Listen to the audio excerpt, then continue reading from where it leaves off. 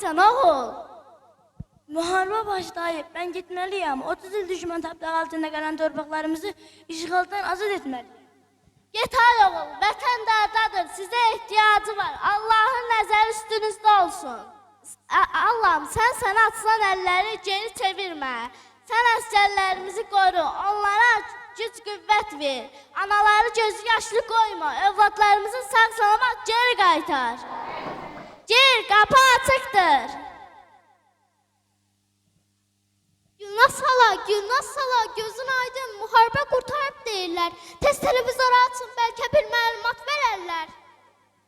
Və bu tarixi bir gündə Azərbaycan xalqına bu müjdəni vermək mənim həyatımda bəlkə də ən xoşbəxt günlərindən biridir. Əziz Şuşa, sən azadsan. Əziz Şuşa, biz qayıtmışıq. Əziz Şuşa, biz səni dirçəldəcəyik. Şuşa bizimdir. Qarabağ bizimdir. Qarabağ Azərbaycandır. Səni şad xəbər olsan ay qızım. Şükür Allah'ım, şükür bu günə. Ana, mən gəldim, qələbə bizimdir. Anan sənə qurban ayaq ol. Şükür Allah'ım, oğlumu mənə geri qaytardın. Həsrətində qaldığımız torpaqlara yenidən qovuşduq. Qovuşduq, Gülnaz Sala, qovuşduq. Gülnaz Sala kimi həm balasına, həm də vətəninə qovuşan analarımız var. Vətəninə qovuşan, amma balasına qovuşa bilməyən igid, mərd analarımız da var. Şəhid ailələrinin qarşısında baş əyirik. Allah şəhidlərimizə rəhmət etsin, qazilərimizə can sağlığı versin. Mən su qovşanam, artıq azadam. Mən Cəbrailam, artıq azadam. Mən Füzuləyəm, artıq azadam. Mən Nəcılanam, artıq azadam.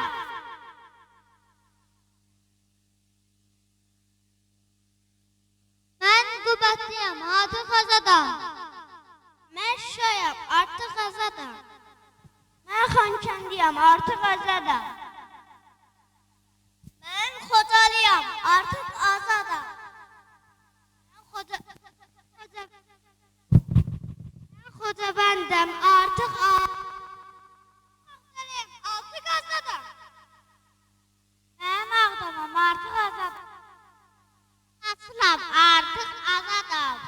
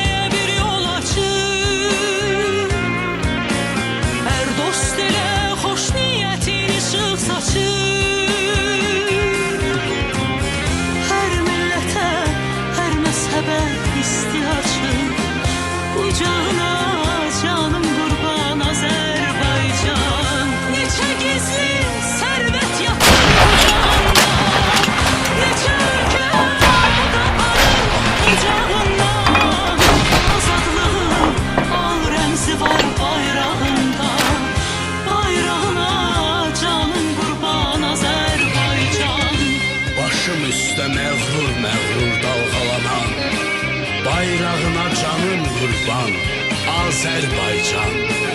Ruhuma can, cismim üçün vətən olan, torpağına canım qurban, Azərbaycan. Torpağına